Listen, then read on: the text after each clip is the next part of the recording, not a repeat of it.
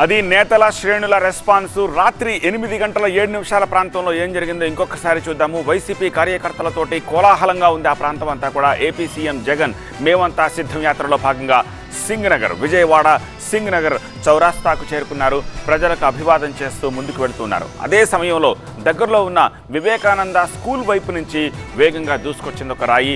CM Jagan ఎడమ కంటి కనుబొమ్మ పైన తగిలింది. ఇంకొంచెం కింద తగిలింటే కంటికి చాలా ప్రమాదం జరిగి ఉండేది. ఆ పక్కనే ఉన్న వైసీపీ ఎమ్మెల్యే వెల్లంపల్లి శ్రీనివాస కంటికి కూడా ఆ రాయి తగలడంతో గాయమైంది. దుండగురు విసిరిన రాయి బలంగా తాకడంతో జగన్ ఎడమ కంటి పైన భాగం అంతా కూడా వాచింది. ఆ దృశ్యాలు స్క్రీన్లో స్పష్టంగా చూడొచ్చు. ఘటన జరిగిన సమయంలో విజయవాడ సింగనగర్ ప్రాంతం అంతా కూడా కరెంట్ లేదు, కరెంట్ సరఫరా నిలిచిపోయిందని వైసీపీ శ్రేణులు చెప్తున్నాయి. వివేకానంద స్కూల్ వైపు నుంచి క్యాట్ బాల్ సాయంతో జగన్ మీద రాయి విసిరినట్టుగా పోలీసులు అనుమానిస్తున్నారు. జగన్ ఉన్న స్పాట్ నుంచి అనుమానిస్తోన్న స్పాట్కు 100 మీటర్ల దూరం ఉంటుందని కూడా అంటున్నారు. ఓవైపు కార్యకర్తలు గజమాలతోటి సత్కరించడం, అదే సమయంలో కరెంటు సరఫరా నిలిచిపోవడం, కార్యకర్తలు హడావిడి చేస్తోన్న సమయంలో పక్కా ప్లాన్ ప్రకారం క్యాట్ బాల్లు బలంగా వచ్చి జగన్కు తగిలిందని ప్రత్యక్ష సాక్షులు చెప్తున్నారు. బాధతో కాసేపు వెలవెలాడారు. బస్సులోనే ప్రాథమిక చికిత్స తీసుకున్నారు. ఆ తర్వాత బస్సు యాత్రను యథావిధిగా కొనసాగించారు, ముందుకు పోనిచ్చారు.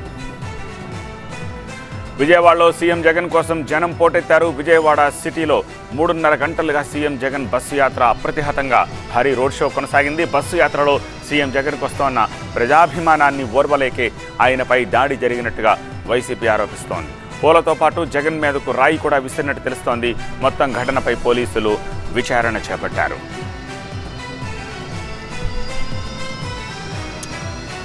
మరింత సమాచారం మా చీఫ్ రిపోర్టర్ ఎంపీ రావు అందిస్తారు. సరిగ్గా సీఎంపై దాడి జరిగినటువంటి ఘటనా ప్రాంతంలోనే నేను ఉన్నాను. ఈ నా రైట్ సైడ్ చూసినట్లయితే ఇక్కడ ఒక ప్రైవేట్ స్కూల్ ఉంది, Vivekananda English medium school.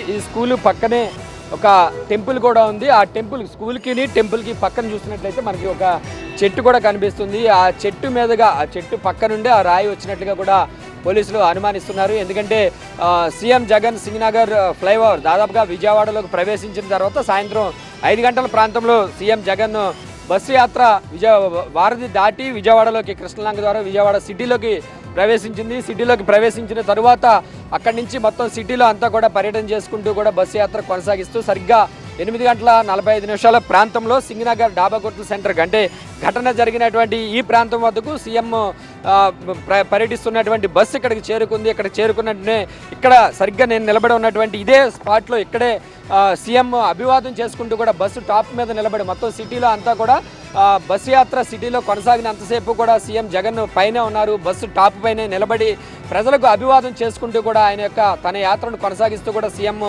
Jagan ముందుకు సాగుతూ ఉన్నారు. అటువంటి సమయంలోనే ఇక్కడ సరిగ్గా ఇదే స్పాట్లో ఇక్కడ రాగానే సరిగ్గా బస్సు ప్రయాణిస్తున్నటువంటి లెఫ్ట్ అంటే సీఎం నిలబడి ఉన్నటువంటి దానికి లెఫ్ట్ సైడ్ నుంచి ఆ రాయి వచ్చింది. అయితే ఆ రాయి ఎవరు విసిరారు? ఎందుకంటే అదంతా పూర్తి డార్క్గా ఉంది. సీఎం ఇక్కడ ప్రయాణిస్తున్నటువంటి సమయంలో కూడా దాదాపుగా 4 సార్లు ఇక్కడ విద్యుత్ అంతరాయం కలిగిందని చెప్పేసి కూడా స్థానికులు చెబుతున్నటువంటి పరిస్థితి. అయితే మరి అది రాయి ఎవరు విసిరారు? వాంటెడ్లీ ప్లాన్డ్గానే విసిరారా? ఇక్కడికి వచ్చిన తర్వాత చీకట్లో కనబడకూడదనే ఉద్దేశంతోనే చీకట్లోంచి చెట్టు పక్క నుంచి రాయి విసిరారా లేదా ఎందుకు విసిరారు అనే దాని మీద కూడా పోలీసులు పూర్తి స్థాయిలో విచారణ చేస్తున్నటువంటి పరిస్థితి. ఒకవైపు స్కూల్ ఉంది, స్కూల్ బిల్డింగ్ పక్క నుంచి రాయి వచ్చినట్లుగా అనుమానిస్తున్నారు. అయితే రైట్ సైడ్లో 2 బిల్డింగ్లు కూడా ఉన్నాయి.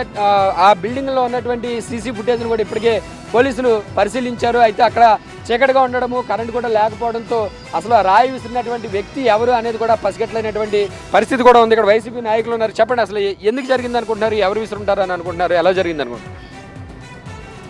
ఏదైనా ఇది ఒక పిరికి పంద చర్య. మా వైఎస్ఆర్ కుటుంబ సభ్యులందరూ కూడా చాలా సహనంతో ఉన్నాం. ఎందుకంటే బస్సు యాత్ర మొదలుపెట్టిన దగ్గర నుంచి కూడా రోజుకి కూడా నిన్నటికన్నా ఈరోజు బాగుంది, ఈ రోజు కన్నా రేపు బాగుందన్న తరుణంలో ఈ బస్సు యాత్ర జరుగుతున్న తరుణంలో ఎవరో కావాలని దీని మీద ఈ శ్రేణులను కానీ లేకపోతే ఈ మా నాయకులను కానీ భయపెట్టాలనే ఉద్దేశంతో ఎవరో చేసిన పిరికి పొంద చర్య. ఇలాంటి చర్యలకి మా జగన్మోహన్ రెడ్డి గారు కానీ మా ఎమ్మెల్యే క్యాండిడేట్స్ కానీ ఎవరు కూడా ధరవరు. అదేవిధంగా చాలా ఆత్మస్థైర్యంతో ముందుకెళ్తారు ప్రతి వాళ్ళు కూడా. జగన్మోహన్ రెడ్డి గారు కూడా అంత దెబ్బ తగిలినా కానీ ఒక 5 నిమిషాలతో పాటు వారు ఫస్ట్ ఎయిడ్ చేయించుకొని మళ్ళీ కొంత లెక్క బస్సులో కూర్చొని తర్వాత మళ్ళీ పైపుల రోడ్డు వెళ్ళిన తర్వాత ప్రజాదరణ చూసి ఆయన కూడా పైకెక్కి అంత బాధలో కూడా పైకెక్కి అభివాదం తెలుస్తూ వెళ్ళటం జరిగింది. సో ఇది మొత్తంగా అయితే అసలు ఏం జరిగింది అనేది అయితే ఇంతవరకు కూడా ప్రాథమికంగా పోలీసులు అయితే విచారణ చేస్తున్నటువంటి పరిస్థితి. విజయవాడ సిపి కాంతిరాణ టాటా కూడా మరి కాసేపట్లోనే ఘటనా స్థలానికి వస్తున్నట్టుగా కూడా మనకు అందుతున్నటువంటి సమాచారము.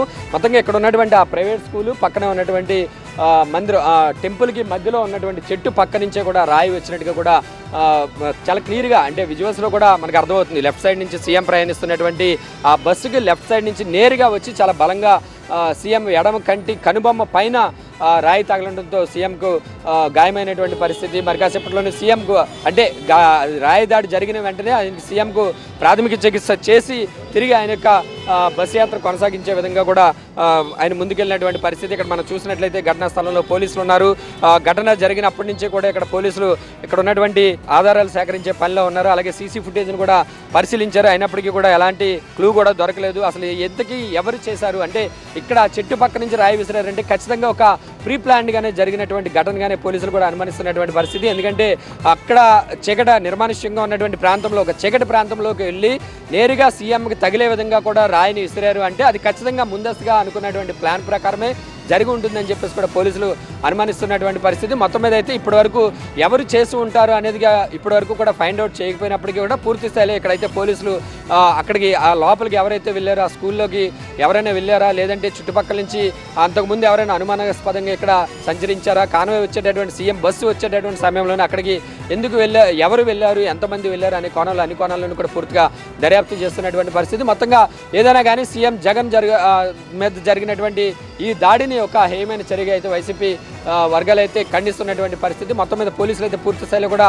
విచారణ జరుపుతున్నారు. రేపటిలోగా దీని మీద రేపు ఉదయం కల్లా కూడా ఒక స్పష్టత వస్తుందని చెప్పి కూడా పోలీసులు చెప్తున్నటువంటి పరిస్థితి. కెమెరా పర్సన్ వెంకట్తో ఎంపీ రావు, TV9 సింగ్ నగర్, విజయవాడ.